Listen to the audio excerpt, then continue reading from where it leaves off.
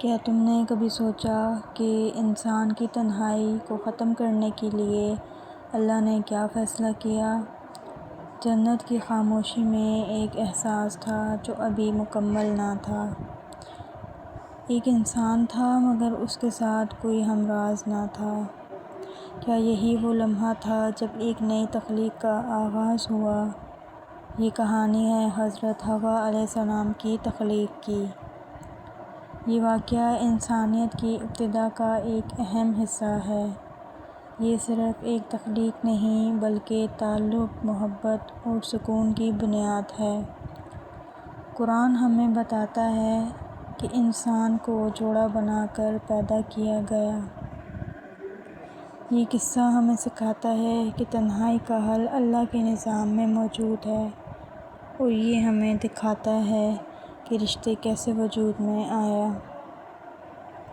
حضرت آدم علیہ السلام جنت میں موجود تھے۔ ہر طرف نعمتیں تھیں، سکون تھا مگر خاموشی بھی تھی۔ وہ چلتے تھے مگر ساتھ کوئی نہ تھا۔ وہ دیکھتے تھے مگر بانٹنے والا کوئی نہ تھا۔ یہ تنہائی ایک خاموش احساس بن چکی تھی۔ اللہ سب کچھ جانتا ہے، دلوں کے راز بھی۔ اور اسی لمحے ایک فیصلہ کیا گیا، ایک ایسی تخلیق کا فیصلہ جو انسان کے لیے سکون بنے۔ اللہ نے حضرت آدم علیہ السلام کو نیند میں ڈال دیا۔ جنت کی فضا مکمل سکون میں ڈوب گئی۔ ایک خاموش لمحہ جو تاریخ بدلنے والا تھا۔ پھر آدم علیہ السلام کے جسم میں ایک حصہ لیا گیا۔ یہ کوئی عام عمل نہ تھا بلکہ ایک معجزہ تھا۔ اسی سے حضرت حوا علیہ السلام کو پیدا کیا گیا۔ ایک نئی زندگی، ایک نیا رشتہ وجود میں آیا۔ یہ تخلیق محبت اور سکون کی علامت تھی۔ جنت میں ایک نئی روشنی شامل ہو گئی۔ جب حضرت آدم علیہ السلام بیدار ہوئے تو انہوں نے اپنے آس پاس کسی کو محسوس کیا، ایک نئی موجودگی، ایک سکون بھری حقیقت۔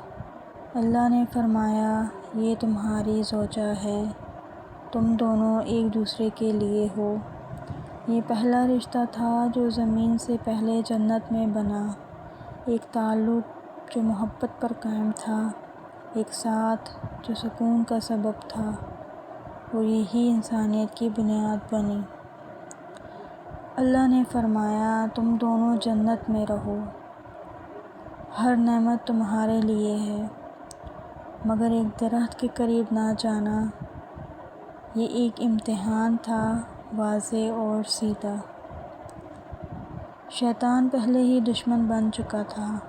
وہ دیکھ رہا تھا، موقع کی تلاش کر رہا تھا۔ اس نے وسوسہ ڈالنا شروع کیا۔ نرم الفاظ میں دھوکہ چھپا ہوا تھا، اور یہی آزمائش کا آغاز تھا۔ شیطان نے انہیں بہکایا، انہیں اسی درخت کی طرف مائل کیا۔ انہوں نے وہی کیا جس سے منع کیا گیا تھا، اور اسی لمحے حقیقت بدل گئی۔ جنت کا سکون آزمائش میں بدل گیا۔ انہیں اپنی غلطی کا احساس ہوا۔ انہوں نے فوراً توبہ کی۔ اللہ نے ان کی توبہ قبول کی، مگر زمین پر بھیجنے کا فیصلہ ہو چکا تھا۔ یہ انسان کی زندگی کا نیا مرحلہ تھا۔ یہ کہانی صرف آغاز کی نہیں، یہ ہر انسان کے رشتوں کی بنیاد ہے۔ ہمیں سکھاتی ہے کہ سکون اللہ کی طرف سے ہے، رشتے ذمہ داری بھی ہیں اور نعمت بھی۔